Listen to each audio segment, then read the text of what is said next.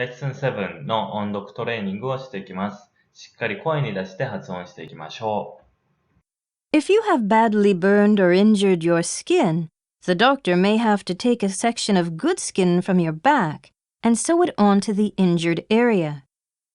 Thanks to a growing medical technology called tissue engineering, however, it may no longer be necessary for you to give up any skin in the near future. Today, an incredible number of research studies have been carried out all over the world in this field.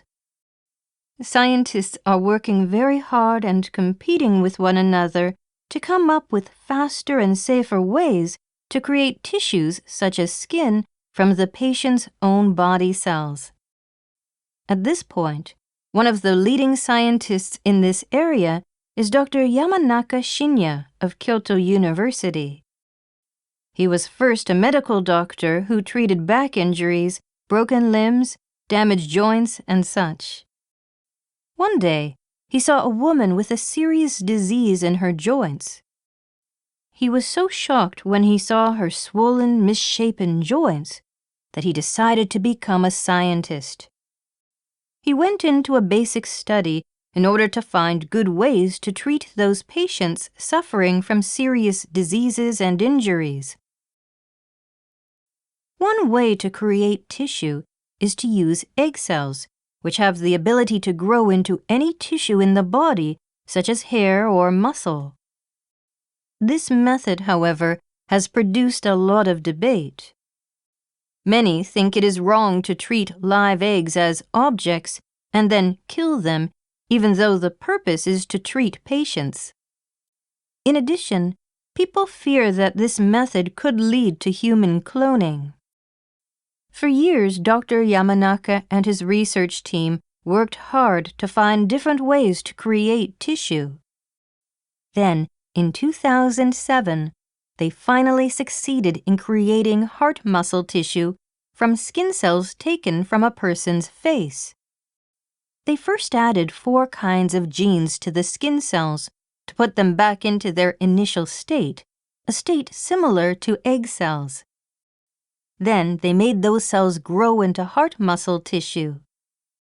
The 4 genes they found are now called Yamanaka factors, and the initialized cells that can grow into any of the 200 cell types are called iPS cells. These iPS cells could be used for treating various illnesses and injuries by being transplanted into body parts that are damaged or not in good condition. For example, if your heart were not working properly due to damaged heart muscles, doctors could first collect some of your cells by cutting out a very small section of your skin. Next, they would change them into iPS cells and make them grow into muscle cells.